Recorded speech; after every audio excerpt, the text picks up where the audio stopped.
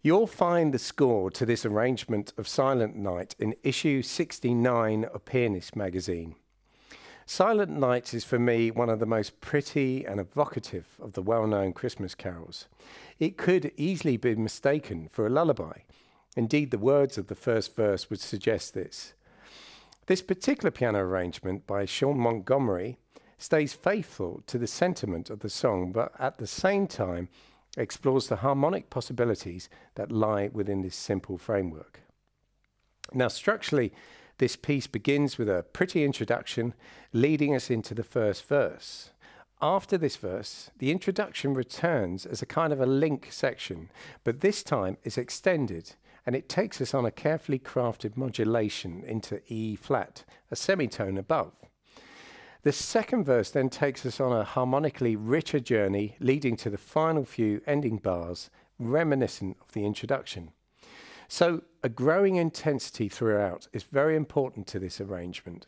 The key change will definitely help towards this, in addition to the enriched harmonies. One of the main challenges with the arrangement is clearly separating the left-hand accompaniment from the melody. If you look carefully, this left-hand accompaniment often spills over into the right-hand part below the melody.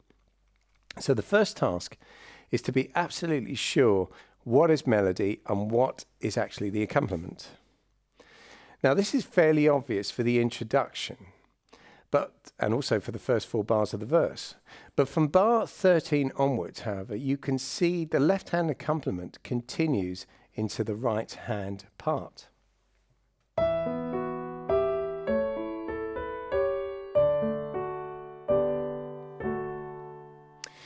So it's essential that these notes in the right hand don't overpower the melody notes.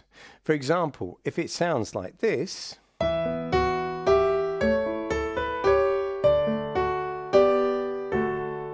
you're playing these notes far too loudly. The melody should always be prominent. So the right way.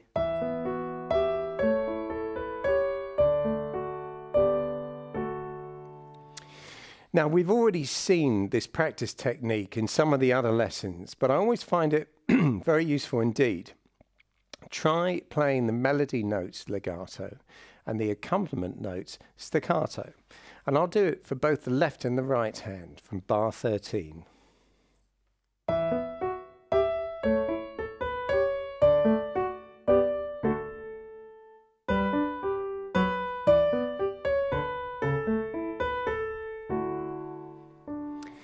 Now, in this case, I played both hands so I could practice the switch over from the left hand to the right hand. This helps me focus on the accompaniment line, so the crossover is hopefully imperceptible. Now, of course, the melody is the real focus of interest here. It stays firmly rooted on top of the piano accompaniment. Phrasing is so important with this melody. Think of each 4-bar phrase as a spoken sentence with a breath in between. From bar 9, for example.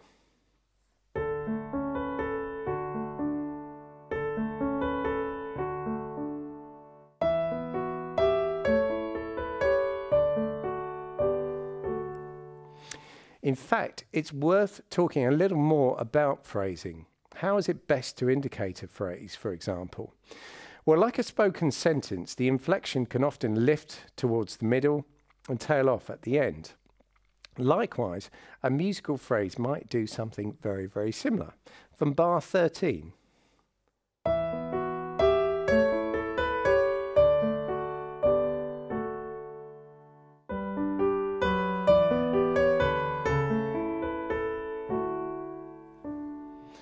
I did overplay this a little to highlight what I mean.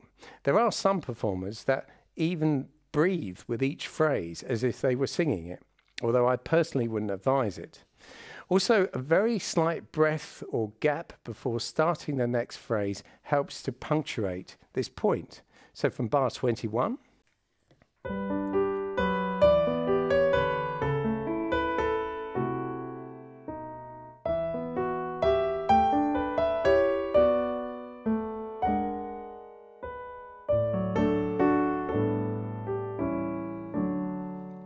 Again, I overplayed a little this section, but hopefully you can hear what I mean.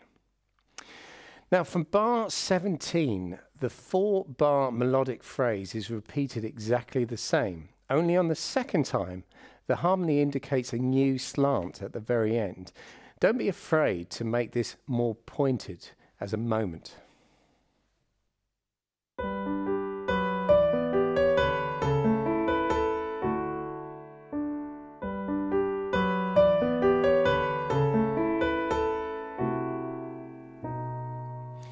Remember, from the first time listening point of view, this is something new. It's a harmony that raises the question, where are we going now?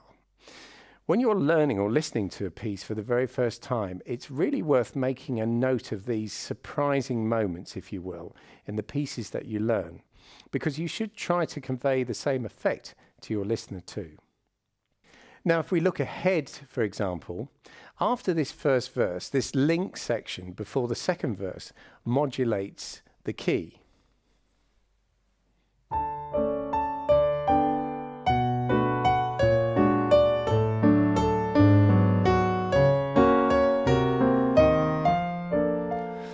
Now, to the listener, it sounds exactly like the introduction up until that bar 38, which is the surprise harmony, if you will. This is the first musical indication that something's changing key-wise. So I suggest leaning into this bar 38. By that I mean a very slight brief rallentando at that moment to highlight the change.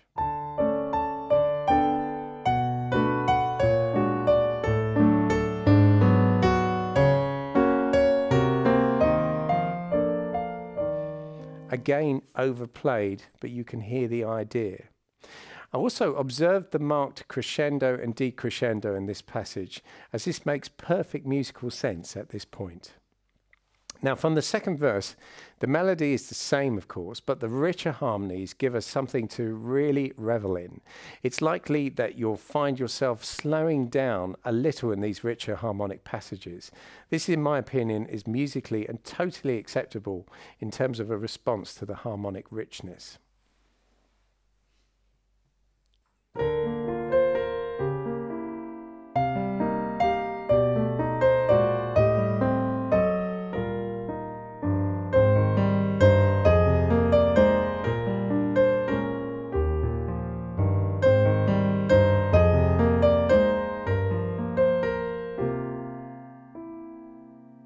Pedaling is, of course, essential in this arrangement. In fact, the harmonies and the pianistic style demand it. But as always, try not to depend too much on the pedal. Make sure your fingering covers any trickier moments of pedaling and give support. In fact, a little finger pedaling is a good option here. For example, the left-hand bass notes from bar 17 could be sustained more with the following fingering. Even though the length of any of these notes isn't more than the crotchet, I think it helps to sustain these notes.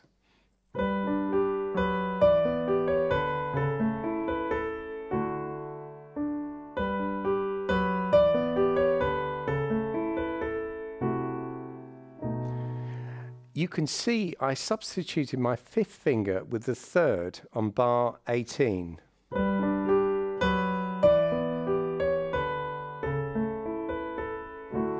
This helps me sustain the bass line more. We have, of course, dealt with finger pedaling in previous lessons, so I won't go any further into this now.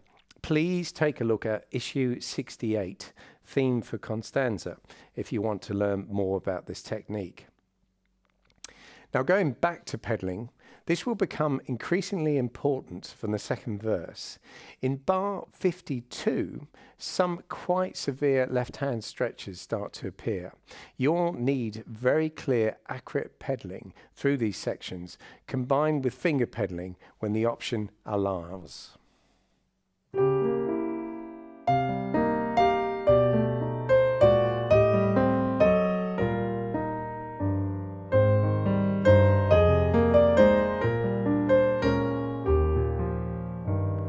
Now, the real challenge appears with the suspended notes over the bar.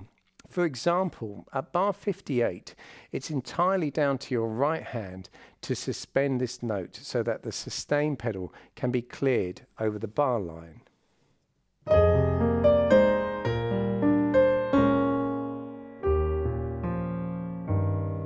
Also at bar 65, it has the left hand B flat held over the bar. Again, the sustain pedal must be cleared, so be sure that your left hand has this note covered.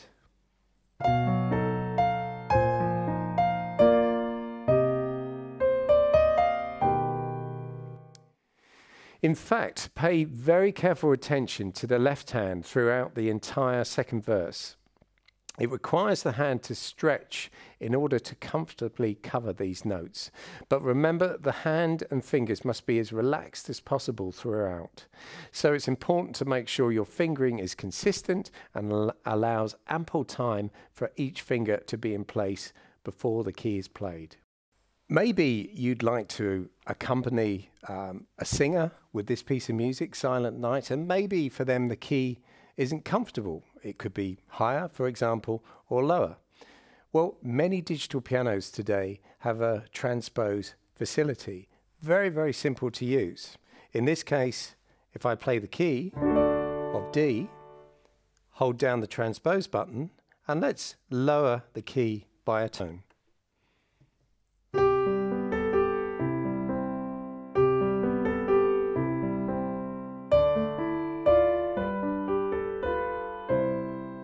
But then again, maybe someone would like the piece up higher. So how about going a tone higher than the original key?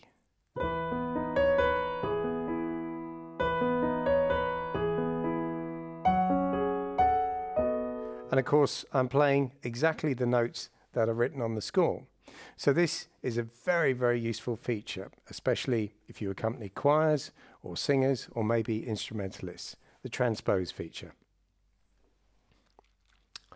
So enjoy this gorgeous arrangement of Silent Night. It presents many technical challenges, but remember that the end result should be a musically simple one.